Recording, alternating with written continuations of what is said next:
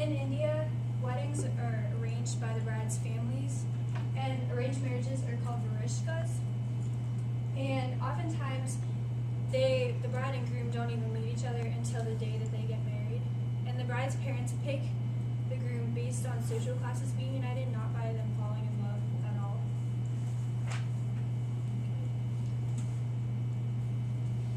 So, how many of you have ever been to an Indian wedding before? Well, my neighbor, he's not Indian. He met a girl who is Indian, and they dated for 3 years. And for 3 years, their relationship was a secret because her family had an arranged marriage for her with a guy back in India who she never met. So she always came around us, and everyone loves her, but she could never tell them. But eventually, she did. And at first, they weren't very excited about it at all. But now everything's okay. And this summer, I got to go to their wedding. And their wedding was completely in the Indian tradition. So, the wedding, before the wedding day, there's pre-wedding events. And one of them is the Mehndi ceremony, which is the henna tattoos. The bride gets them on her hands and on her feet.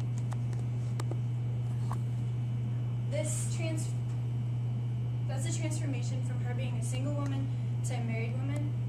And it's the bride, all the bridesmaids, the bride's family, and the groom, and it's just a big celebration. The bride and all the bridesmaids get the henna on their hands and feet, but hers are much more elaborate than theirs. Somewhere in her henna, the groom's name's hidden, and it's his job to try to find it because it shows his intelligence and is supposed to impress the bride. And then once she has her henna on, she's not allowed to leave her house until the wedding day because any exposure to light will make the henna fade. And the Indians believe that the darker the henna is, the more the groom is going to love her.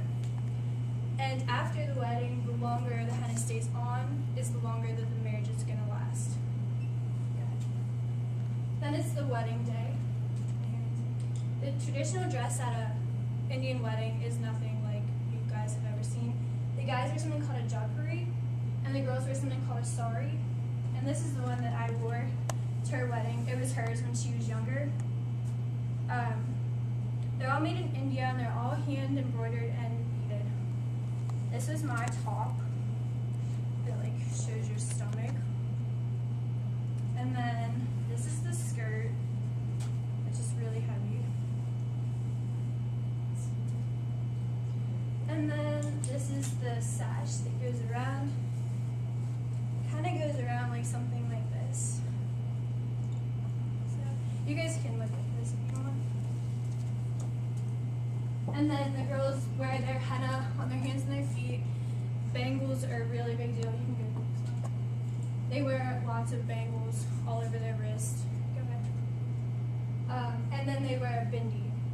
And according to helium.com, a bindi, if it's just a circle, red dot, it means that they're married.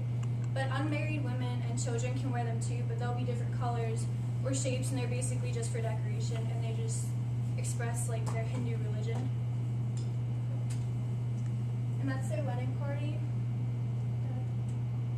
And me and my sister with her on our wedding day. Okay, then there's the barat, which is the groom being welcomed into the bride's family. In India, the tradition is that the groom gets on an elephant and rides the elephant from his village to the bride's village. But he just rode a car because we were at a hotel.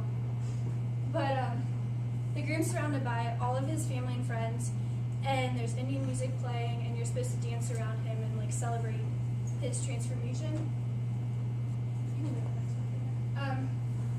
And none of us knew what a barat dance was, so the bride's family taught us.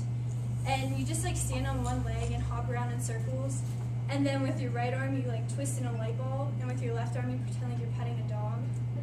And you do them all at the same time, and it's just really high energy and jumping around. And then right here we came a bunch of a big group of people of her family and friends, and that symbolized him being welcomed. And then the bride's mom will take the groom and put him on a stool that's filled with curd, honey, butter, and cottonseed, which is said to symbolize the experiences that he's going to go through throughout his life. And then there's the actual wedding ceremony, and it takes place on top of something called a mandap. And according to iloveindia.com, the mandap has 4 pillars which symbolize the universe and their 4 directions. Once the groom makes his way to the mandap, the bride's parents wash his feet and make prayers to show their consent to the marriage. And then something called an antipad, which is just basically like a white cloth, gets put in front of his face because he's not allowed to see the bride until she's with him. And how we would walk down the aisle with our dad, they walk down with 2 male family members. And then once she gets to the mandap, something called a vermala, which is just a rope, gets placed around both of them, and it gets tied, and that symbolizes their unity. And then they both place flowered garlands over one another to show that they're going to be faithful to one another. And they get married over a fire pit. So the next part, they take 4 laps around the fire pit. The first lap represents religion and ethics. The second lap is wealth and prosperity. The third is love, fertility, and family. And the fourth is salvation and the soul.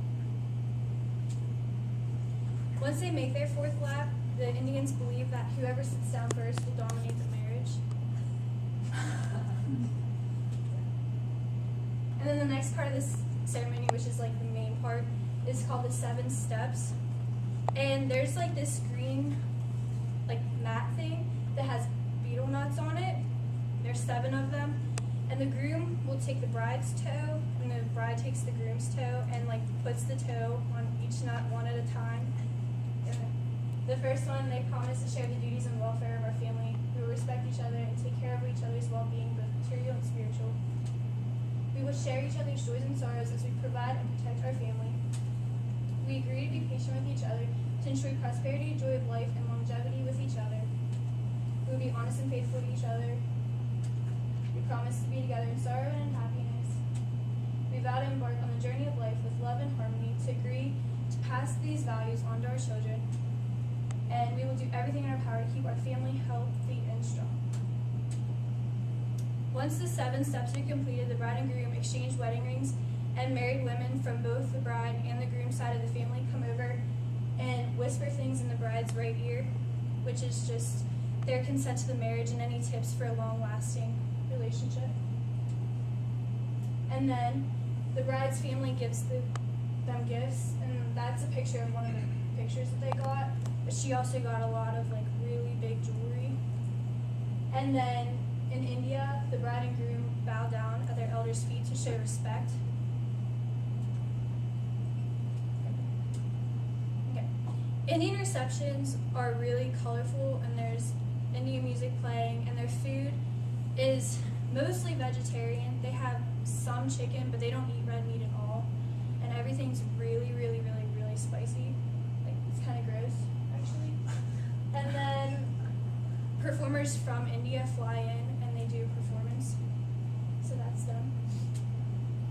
So basically, like, we're all used to certain customs and certain traditions, and I just wanted to explain a different one that most people